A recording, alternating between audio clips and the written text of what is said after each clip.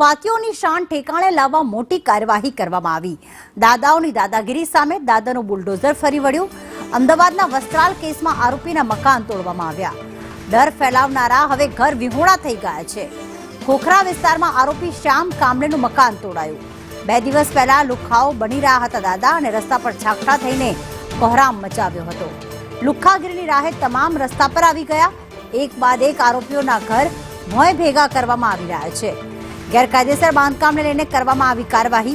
Police બંદોબસ્ત સાથે તંત્રએ કામગીરી કરી। તો આરોપીઓના ગેરકાયદેસર મકાન તોડવાની કામગીરી કરવામાં આવી રહી છે।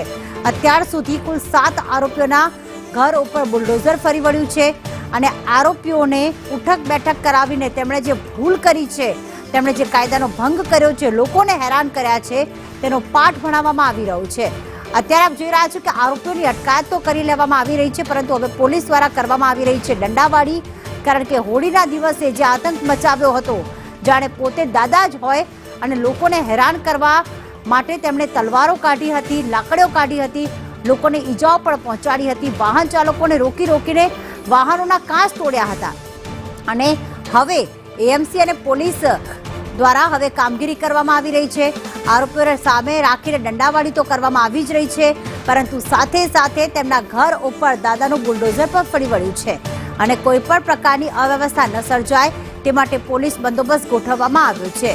અમરાઈવાડી અને ખોખરા વિસ્તારમાં અત્યારે ડિમોલેશનની કાર્યવાહી કરવામાં આવી રહી છે। લોકોના ટોળા પણ ક્યાંક ઉમટી પડ્યા છે આ કાર્યવાહી જોવા માટે। તો સાથે લોકોની વચ્ચે આ તમામ યુવકોને ઊભા રાખીને કાયદામાં રહેશો તો ફાયદામાં રહેશો તેવી શીખ આપવામાં આવી રહી છે। આ બે દ્રશ્યો જોઈ રહ્યા છો। એક તરફ કાયદાનો પાઠ ભણાવવામાં આવી રહ્યો છે અને બીજી તરફ 2 દિવસ પહેલાના આ દ્રશ્યો 13 તારીખના કે જ્યારે 7 થી 8 વાગ્યાના સુમારે આ તમામ લુખ્ખા તત્વો રસ્તા પર આવી ગયા હતા। જેનો દોષ ન હોય તેવા વાહન ચાલકોને રોકી રહ્યા હતા, રોકીને તેમના વાહનોને નુકસાન પહોંચાડી રહ્યા હતા અને ક્યાંક આસપાસના રહીશો ગભરાઈ ગયા હતા, ભય ફેલાયો હતો। પોલીસ જ્યારે ત્યાં પહોંચી ત્યારે તમામ લોકોને ઝડપી પાડી અને કાર્યવાહી કરવામાં આવી રહી છે। અત્યારે કાર્યવાહીના ભાગરૂપે એએમસી દ્વારા બુલડોઝર ફેરવવામાં આવી રહ્યું છે। રસ્તા પર દંગલ સર્જાયું હતું અને તમામ લોકોએ સ્વીકાર પણ કર્યો હતો કે અમે પુષ્પા ફિલ્મ જોયું હતું, ત્યારબાદ પુષ્પાની સ્ટાઇલમાં લોકોને ગભરાવા માટે અમે નીકળી પડ્યા હતા, પરંતુ તલવાર અને લાકડીઓથી એ રીતે હુમલો કરવામાં આવ્યો કે જાણે તેમને કોઈનો ડર જ ન હોય। 2 મહિલાઓ દ્વારા કાર ચલાવવામાં આવી રહી હતી, બંનેને રોકીને અને તેમના કારના કાચ પણ તોડવામાં આવ્યા।